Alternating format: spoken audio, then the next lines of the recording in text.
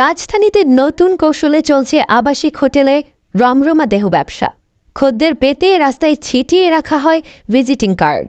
মুঠোফোনে যোগাযোগ করলে দালালরা এসে রিসিভ করে নিয়ে যায় গোপন হোটেলে, আর সেখানে নিয়ে বনিবনা না হলে শিকার হতে হয় ছিনতাইয়ের। কিছুদিন ধরেই রাজধানীর বিভিন্ন রাস্তা ও ফুটপাতে পড়ে থাকতে দেখা যায় এমন ভিজিটিং কার্ড। আকারে ছোট, অদ্ভুত, রংচটা কালারের এ সকল কার্ডগুলোতে যে কারো চোখ আটকে যেতে বাধ্য। একটু পড়ে দেখতে চাই কিসের বিজ্ঞাপন এগুলো। যাক, বোঝা গেল আবাসিক হোটেলের।